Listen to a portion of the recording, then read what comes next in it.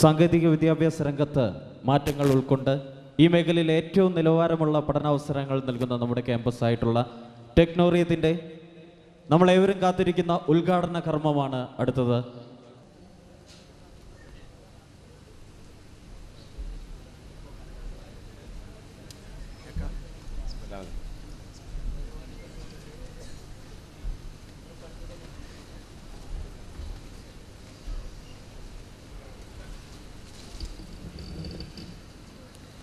അസ്സലാമു അലൈക്കും വറഹ്മത്തുള്ളാഹി വബറകാതുഹു.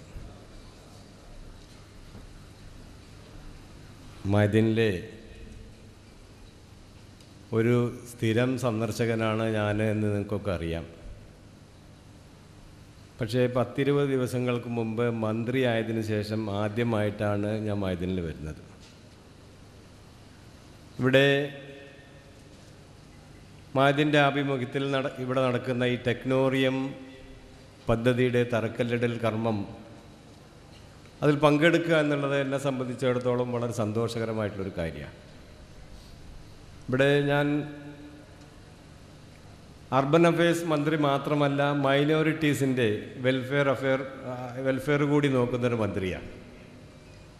സ്വാഭാവികമായിട്ടും ആ മന്ത്രി എന്നുള്ള നിലയിൽ ന്യൂനപക്ഷങ്ങളുമായി കൂടുതൽ ഇടപഴകാനും അതിൻ്റെ നേതാക്കന്മാരും അണികളുമായി കൂടുതൽ സംസാരിക്കാനും അവരുടെ പ്രശ്നങ്ങൾ പരിഹരിക്കാനും കഴിയും എന്നുള്ള ഒരു പ്രതീക്ഷ എനിക്കുണ്ട്. കാരണം മദീൻ പോലെ അതുപോലെ തന്നെ ധാരാളം നമ്മുടെ സംഘടനകളുണ്ട്, നമ്മുടെ സ്ഥാപനങ്ങളുണ്ട്. ആ സ്ഥാപനങ്ങളുടെ നേതാക്കന്മാരുമായി വളരെ അടുത്തിടപഴകുന്ന ഒരാളാണ് ഞാൻ. അതുകൊണ്ട് തന്നെ കേന്ദ്ര ഗവൺമെൻറ്റും കേരള സർക്കാരും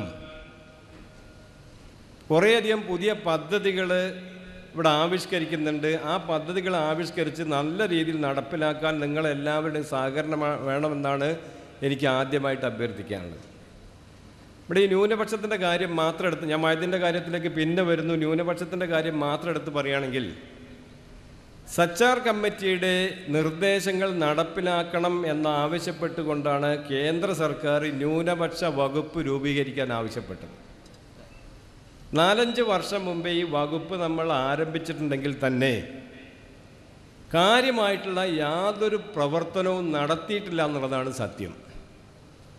ഇഷ്ടംപോലെ ഫണ്ട് കേന്ദ്ര ഗവൺമെൻറ് കൊടുക്കുന്നുണ്ട്. പക്ഷേ ആ ഫണ്ട് നല്ല രീതിയിൽ എങ്ങനെ ജനങ്ങൾക്ക്, പ്രത്യേകിച്ച് ന്യൂനപക്ഷത്തിലുള്ള പാവപ്പെട്ട ആൾക്കാർക്ക് ഗുണം കിട്ടണം എന്നുള്ള രീതിയിൽ ചെലവഴിച്ചിരുന്നില്ല എന്നുള്ളതാണ് യാഥാർത്ഥ്യം. ഈ കഴിഞ്ഞ കണക്കുകളൊക്കെ എടുത്ത് നോക്കുകയാണെന്നുണ്ടെങ്കിൽ ഈ കഴിഞ്ഞ സർക്കാരിൻ്റെ കാലഘട്ടങ്ങളിൽ 2 കോടി 2.5 കോടി ഇത്രയും സംഖ്യകളുള്ള നമ്മൾ ചെലവഴിച്ചത്. ധാരാളം സ്കോപ്പുകൾ നമുക്കുണ്ടായിരുന്നു. പാവപ്പെട്ട ന്യൂനപക്ഷ വിഭാഗത്തിൽപ്പെട്ട പെൺകുട്ടികൾക്കുള്ള സ്കോളർഷിപ്പ് കഴിഞ്ഞ കാലഘട്ടങ്ങളിലൊക്കെ 2 കോടി 2.5 കോടി ഉറുപ്പ്യ കൊടുത്തത്. പക്ഷേ ഈ പ്രാവശ്യം 7,500 കുട്ടികൾക്ക്, പെൺകുട്ടികൾക്ക് ഏകദേശം 20 കോടി ഉറുപ്പ്യോളമാണ് നമ്മളിവിടെ ചെലവഴിച്ചത്. ഫണ്ടുണ്ട്, ഇഷ്ടംപോലെ ഫണ്ട് കേന്ദ്ര ഗവൺമെൻറ് തരുന്നുണ്ട്. ഇനിയും ചോദിച്ചാൽ കിട്ടും. നമ്മൾ തന്ന ഫണ്ട് മുഴുവൻ ചെലവാക്കി. ഈ ഫണ്ട് പോരാ, ഇനിയും വേണം എന്നുള്ള നിലയിൽ നമ്മൾ ആവശ്യപ്പെട്ടുകൊണ്ടിരിക്കുകയാണ്. സ്വാഭാവികമായിട്ടും നമ്മൾ ആവശ്യം പരിഗണിക്കുന്നതാണ് ഞാൻ മനസ്സിലാക്കുന്നത്. ഇപ്പോൾ ഈ അടുത്ത കാലഘട്ടങ്ങളിൽ നിങ്ങൾ കണ്ടിട്ടുണ്ടാകും, ചില പത്രങ്ങൾ വന്നിരുന്നു, ന്യൂനപക്ഷത്തിൻ്റെ ഫണ്ട് അലോട്ട് ചെയ്ത ഫണ്ട് മുഴുവനും കേന്ദ്ര സർക്കാരിൽ ചെലവഴിച്ചില്ല. അപ്പോൾ സ്വാഭാവികമായിട്ടും നമ്മൾ കൂടുതൽ ആവശ്യപ്പെട്ടിട്ടുണ്ട്, അത് കിട്ടുന്നതാണ് നമ്മുടെ പ്രതീക്ഷ. അതുമാത്രമല്ല, വളരെ കൊട്ടിഘോഷിച്ചുകൊണ്ട് മുഅല്ലിമീങ്ങൾക്ക് ഒരു പെൻഷൻ പദ്ധതി നടപ്പിലാക്കാൻ ശ്രമം ആരംഭിച്ചിരുന്നു.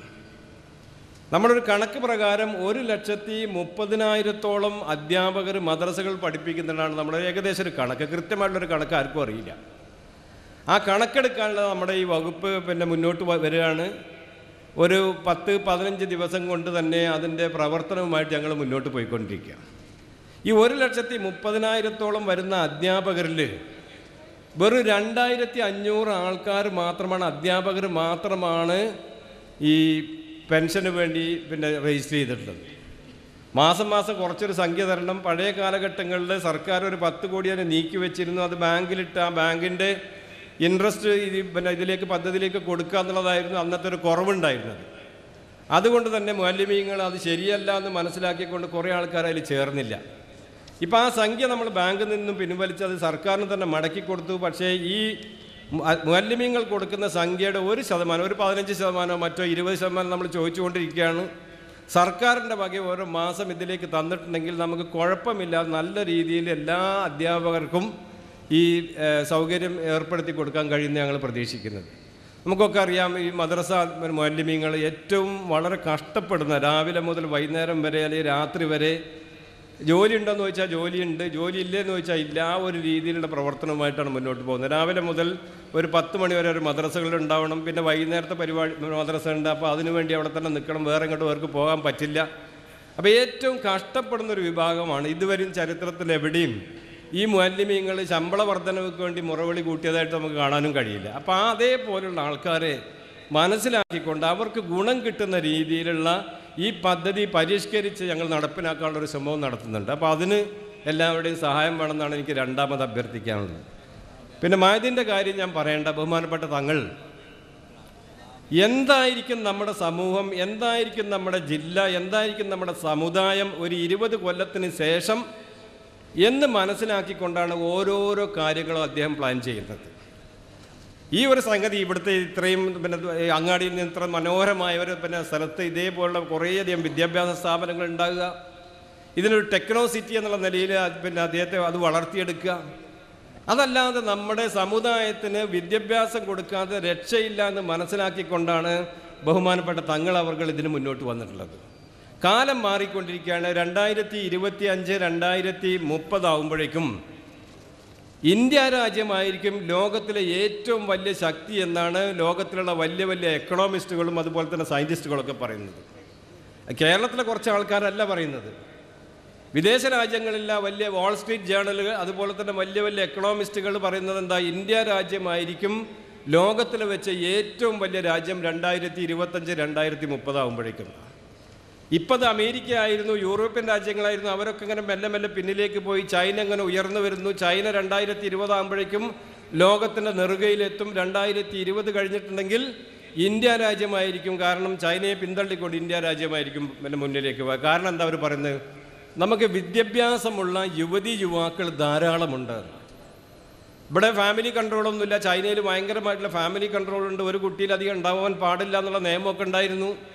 അതുകൊണ്ട് തന്നെ ഒരു ഭാര്യയ്ക്കും ഒരു ഭർത്താവിനും 4 രക്ഷിതാക്കളെ നോക്കേണ്ട ഒരു അവസ്ഥ വരുന്നുണ്ട്. അപ്പോൾ അതുകൊണ്ട് തന്നെ നമ്മുടെ നാട് ഇവരെയൊക്കെ പിന്തള്ളിക്കൊണ്ട് നമ്മളായിരിക്കും മുമ്പിൽ. അപ്പോൾ സ്വാഭാവികമായിട്ടും ആ ഒരു രാജ്യം, ആ ഒരു രീതിയിലേക്ക് ഇന്ത്യ വരുമ്പോൾ മഅദിൻ പോലുള്ള ഇതേപോലുള്ള സ്ഥാപനം, ബഹുമാനപ്പെട്ട ഖലീൽ ബുഖാരി തങ്ങളുടെ അദ്ദേഹത്തിൻ്റെ നേതൃത്വത്തിൽ ഇവിടെ നടക്കുന്ന ഈ സ്ഥാപനം അതിനു വേണ്ടി ആൾക്കാരെ റിക്രൂട്ട് ചെയ്യുന്ന, അല്ലെങ്കിൽ അതിനുവേണ്ടി ആൾക്കാരെ പാകപ്പെടുത്തുന്ന ഒരു രീതിയിലേക്കാണ് വരുന്നത്. സ്വാഭാവികമായിട്ടും ഒരു സംശയവുമില്ല, സമുദായത്തിന് തന്നെ അഭിമാനിക്കാവുന്ന തരത്തിലുള്ള ഒരു സ്ഥാപനമാവും ഇതെന്നല്ല നമുക്ക് ആർക്കും ഒരു സംശയമില്ല. കാരണം ഇതിന് പിന്നിലുള്ള നേതാക്കന്മാർ, ഇതിന് പ്രവർത്തിക്കുന്ന നേതാക്കന്മാരുടെ നെയ്യത്ത് നമുക്കറിയാം. സമുദായം നന്നാവണം, വിദ്യാഭ്യാസം നൽകിയിട്ടുണ്ടെങ്കിൽ മാത്രമേ ഇവിടെ നിന്ന് നമുക്ക് രക്ഷയുള്ളൂ. മറ്റുള്ള സമുദായങ്ങളുമായിട്ട് നമ്മൾ മത്സരിക്കേണ്ടതായിട്ടുണ്ട്, മറ്റുള്ള നാട്ടിലുള്ള ജനങ്ങളുമായിട്ട് നമുക്ക് മത്സരിക്കേണ്ടതായിട്ടുണ്ട്. അപ്പോൾ സ്വാഭാവികമായിട്ടും വിദ്യാഭ്യാസം തന്നെയാണ് ഏറ്റവും പ്രധാനപ്പെട്ട കാര്യം. അത് മനസ്സിലാക്കിക്കൊണ്ടാണ് ഇതിൻ്റെ പ്രവർത്തകർ ഇതിനു വേണ്ടിയിട്ട് ആത്മാർത്ഥമായിട്ട് ശ്രമിക്കുന്നത്. ഈ കുറച്ച് വർഷങ്ങൾക്ക് മുമ്പ് ഇവിടേക്ക് വരുമ്പോൾ ഇതൊരു ശരിക്കും ഒരു കുറ്റിക്കാടായിരുന്നു, ഇവിടെ ഒന്നും ഉണ്ടായിരുന്നില്ല. പക്ഷേ ഇന്നിപ്പോൾ ഞാനിപ്പോൾ ഇവിടെ വന്നത് ഒരു വർഷം മുമ്പേ ഈ കോമ്പൗണ്ടിൽ വന്നിട്ടുള്ളത്. ഇപ്പം തന്നെ വളരെ വലിയ മാറ്റങ്ങൾ ഉണ്ടായിട്ടുണ്ട്. ഏതായാലും ഈ ഒരു സംഗതി ഒരു സംശയവുമില്ല, മലപ്പുറം ജില്ലയിലെ ചിലപ്പോൾ നമുക്ക് കേരളത്തിലെ തന്നെ എണ്ണപ്പെടാവുന്ന ഒരു രീതിയായിട്ട് ഇത് വരും. അപ്പോൾ നമ്മുടെ പെരിന്തൽമണ്ണ മണ്ഡലത്തിൽ നമുക്കറിയാം അലിഗർ യൂണിവേഴ്സിറ്റിയുടെ ഓഫ് ക്യാമ്പസ് തുടങ്ങിയിട്ടുണ്ട്. അവിടെ ഇതേപോലുള്ള കുറേയധികം കോഴ്സുകൾ നമ്മൾ ആരംഭിക്കാറുണ്ട്. പക്ഷേ അതിനൊക്കെ വ്യത്യസ്തമായി നമ്മുടെ നാടിനാവശ്യമുള്ള കോഴ്സുകളാണ് ഇവിടെ ആരംഭിക്കുന്നതെന്ന് ഞാൻ മനസ്സിലാക്കുന്നത്. ഏതായാലും അതിന് ഒരു സംശയവുമില്ല, ഇത് നമുക്ക് എല്ലാവർക്കും അഭിമാനിക്കാവുന്ന തരത്തിലുള്ള ഒരു സ്ഥാപനമായി മാറട്ടെ എന്ന് ഞാൻ അള്ളാഹുവിനോട് ആത്മാർത്ഥമായി പ്രാർത്ഥിച്ചുകൊണ്ട്, അതുപോലെ തന്നെ ഒരൊറ്റ കാര്യം ഞാൻ പറയാൻ വിട്ടുപോയി. 10-20 ദിവസം മുമ്പാണ് ഞാൻ അവിടെ സൂചിപ്പിച്ച പോലെ മന്ത്രിയായി അധികാരമേറ്റത്. ഈ നാട്ടിലെ സാധാരണക്കാരായ ജനങ്ങൾക്ക്, ഈ സമൂഹത്തിലെ എല്ലാവർക്കും ഗുണം കിട്ടുന്ന രീതിയിൽ എൻ്റെ ഉത്തരവാദിത്തം നിറവേറ്റാൻ വേണ്ടി അതിനുള്ള ആരോഗ്യവും ആയുസ്സും എനിക്ക് നൽകാൻ വേണ്ടി നിങ്ങളെല്ലാവരും എനിക്ക് വേണ്ടി പ്രാർത്ഥിക്കണം. ഒരു തലക്കനവുമില്ലാതെ വളരെ സത്യസന്ധമായിട്ട് സുതാര്യമായിട്ട് എൻ്റെ ചുമതലകൾ നിറവേറ്റാൻ നിങ്ങളെല്ലാവരും എനിക്ക് വേണ്ടി പ്രാർത്ഥിക്കണമെന്ന് അഭ്യർത്ഥിച്ചുകൊണ്ട് ഇതിൻ്റെ ഔപചാരികമായ